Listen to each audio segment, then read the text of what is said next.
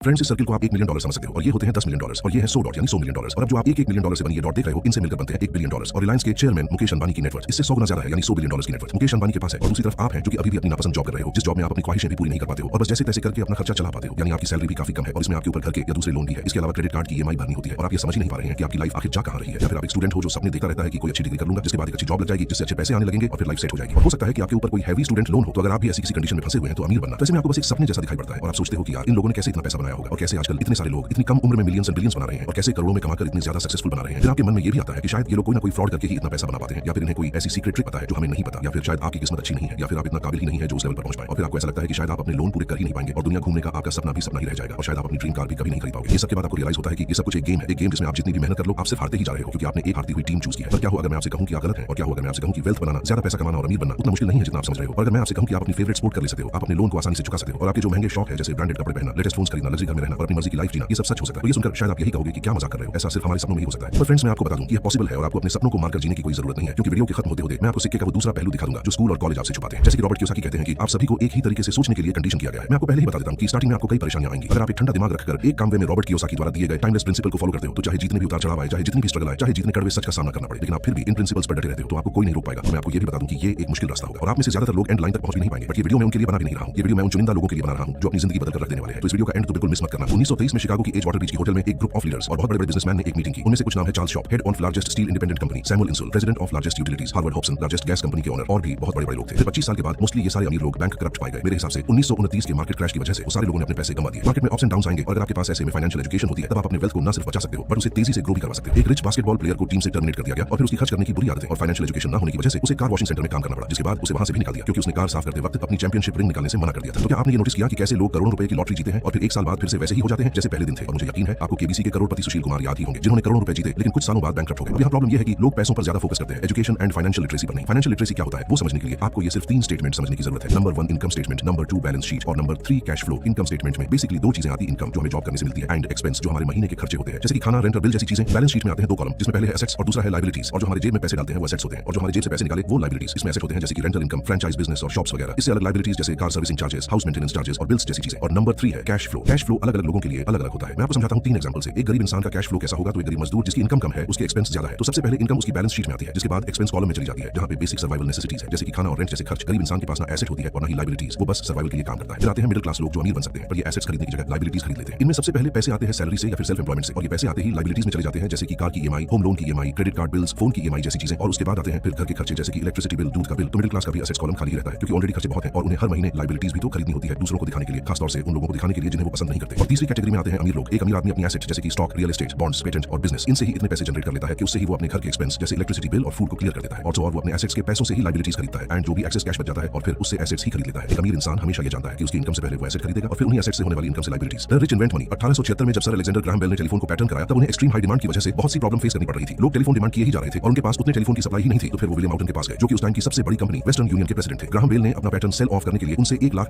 की मांग की जिसको विलियम आउटन ने पागल हो गया बोल के रिजेक्ट कर दिया। जिसके बाद ग्राहम बेल ने AT&T नाम की कंपनी शुरू की जो कि बाद में मिलियंस डॉलर कंपनी बन गई। ये देखकर विलियम आउटन को एहसास हुआ कि उनसे कितनी बड़ी गलती हो गई और अगर वो टेलीफोन का पैटर्न खरीद लेते तो उनकी लाइफ ही बदल जाती। तो हमेशा याद रखो कि सबसे स्मार्ट इंसान आगे नहीं बढ़ता बल्कि साहस के साथ रिस्क लेकर आगे बढ़ने की जिद जिसके अंदर होती है वही आगे बढ़ता है। ज्यादातर लोग अपने पैसों को लेकर बड़ा रिस्क फ्री होकर खेलते हैं और जरा भी रिस्क नहीं लेते क्योंकि उन्हें लगता है कि अगर वो रिस्क लेंगे तो उनके पैसे डूब जाएंगे। और इस डर को हराने के लिए आपको अपना फाइनेंशियल IQ हाई करना चाहिए ताकि आप अपने डेस्क जॉब को छोड़ सको और अपने बिजनेस आइडिया से $1 मिलियन कमा सको। आज से 400 साल पहले हम जमीन को एसेट मानते थे, जिसके पास जितनी ज्यादा जमीन वो उतना ज्यादा अमीर। फिर इंडस्ट्रियलाइजेशन होने की वजह से लोग फैक्ट्री और ऑफिस को एसेट्स मानने लगे और आज की मॉडर्न एज की बात की जाए तो हम इन्फॉर्मेशन को एसेट मानते हैं। पर यहाँ समझने वाली बात यह है कि इन्फॉर्मेशन का भंडार आज हमारे सामने और डेली नई नई चीजें आती ही जा रही है। पहले के जमाने में ये सब पॉसिबल नहीं था लेकिन आज ChatGPT और AI के जमाने में ये सब पॉसिबल है। तो प्लीज अपना टाइम सीखने में और एग्जीक्यूट करने में लगाओ क्योंकि आप जितना ज्यादा सीखोगे उतना ज्यादा आप बोल्ड और कॉन्फिडेंट बनते जाओगे। Work to learn, don't work for money. एक बार रॉबर्ट कियोसाकी इंटरव्यू देने के लिए सिंगापुर गए थे। एक यंग लेडी उनका इंटरव्यू लेने वाली थी। इंटरव्यू के बाद उस यंग लेडी ने कहा कि मैं भी आपकी तरह बेस्ट सेलिंग ऑथर बनना चाहती हूं अब, क्योंकि वो बहुत अच्छा लिखती थी और रॉबर्ट ने पहले ही उस यंग लेडी के कुछ आर्टिकल्स पढ़े भी थे और रॉबर्ट को आर्टिकल्स बड़े अच्छे लगे थे। तो रॉबर्ट ने उस लेडी से पूछ लिया कि इतना अच्छा लिखने के बावजूद भी तुम राइटिंग को ही अपना फुल टाइम काम क्यों नहीं बना लेती। जिसके जवाब में लेडी ने कहा कि सब कहते हैं कि मेरे आर्टिकल्स और बुक्स बहुत अच्छे हैं पर कोई उन्हें खरीदता ही नहीं है, इसलिए मैं इस न्यूज़पेपर में काम करती हूं ताकि मैं अपने बिल्स को टाइम पर पे कर पाऊं। क्या आपके पास मेरे लिए कोई सजेशन है? रॉबर्ट ने इमीडिएटली रिप्लाई किया यस और कहा कि मेरा एक फ्रेंड है जो सेल्स सिखाता है और वो बेचने की कला में माहिर है, आपको उसका सेमिनार अटेंड करना चाहिए। और इसे सुनकर यंग लेडी एकदम गुस्से में आ गए और रॉबर्ट से कहने लगी कि आप मुझे फिर से स्कूल जाने के लिए कह रहे हो, अब मैं बेचना सीखूंगी। रॉबर्ट ने कहा कि सीखने में क्या बुराई है? तो उसने कहा कि मैंने इंग्लिश लिटरेचर में मास्टर्स किया है, मैं एक प्रोफेशनल हूं और वैसे भी मुझे सेल्स के लोगों से सख्त नफरत है। ये बात बोल के वो अपना ब्रीफकेस पैक करके जाने लगी। रॉबर्ट ने कवर देखा जो वो लेडी लेकर आई थी जिस पर लिखा था Robert Kiyosaki best selling author of the book rich dad poor dad. Robert ने उसे कहा कि ये देखो तुमने क्या लिखा, best selling author, I am not the best. मेरी राइटिंग स्किल्स भी इतनी अच्छी नहीं है पर मुझे किसी भी चीज को बेचने की कला आती है। तुम्हारी राइटिंग भले ही अच्छी हो बट अगर कोई इसे खरीदेगा ही नहीं तो क्या फायदा। और सेल्स सीखने